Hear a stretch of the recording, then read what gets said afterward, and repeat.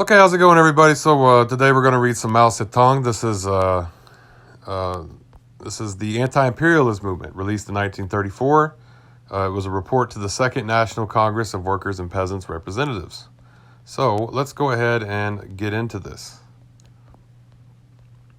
The Anti-Imperialist movement.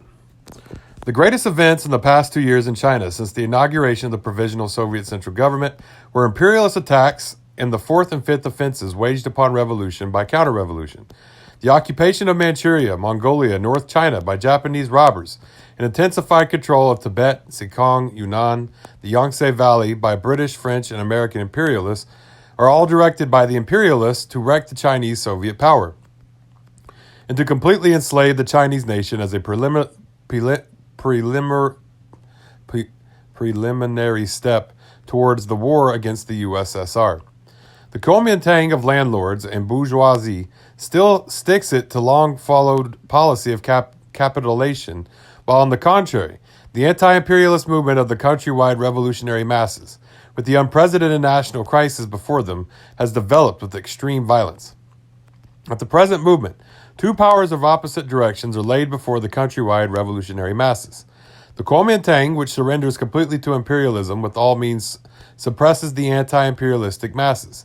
The Soviet, which is determinably anti-imperialistic and does its best to support and lead the anti-imperialist movement.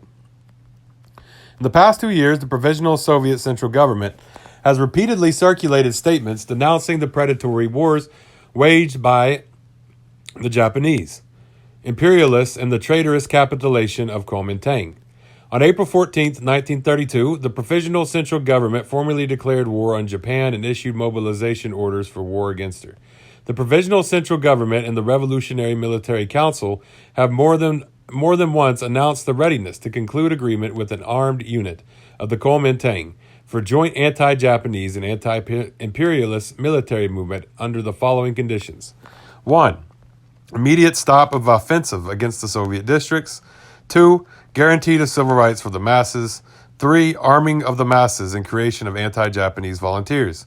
The Tung Agreement, concluded between the Kuomintang and Japan on May 30, 1933. The Sino-Japanese direct negotiations since then are policies and actions against the national interest, but repeatedly repudiated by the Provisional Central Government in its statements made public of late. The Soviet has supported the anti-Japanese struggle in any and every part of the country. To speak alone of the anti-Japanese strike of the textile workers in West Shanghai. 1932, the Soviet aided them with 16,000. In the Soviet territories, imperialist privileges, $16,000, In the Soviet territories, imperialist privileges have been abolished and imperialist influence wiped out. Imperialist pastors and fathers were ousted by the masses. Estates of the people seized by imperialist missionaries were returned. Missionary schools were turned into Soviet schools. In short, the Soviet districts in China alone are liberated from the imperialist yoke. These facts point to one thing. The Soviet is the sole anti-imperialist government. The Soviet government wants to make known to the countrywide masses the greatest responsibility of the Soviet and of the whole masses is to win victory over imperialists by means of direct war. The fulfillment of this work depends upon the development of the mass anti-imperialist struggle. First of all, the lackey of imperialism, the Kuomintang, should be smashed because it is the greatest obstacle on the way before the anti-imperialist Soviet and masses. Okay, so yeah, that's The Anti-Imperialist Movement by Mao Zedong. Well, if y'all want to follow me online, Marxists saw Facebook, Twitter, YouTube, TikTok, Tumblr, Medium. Y'all have a great day and do lada goi.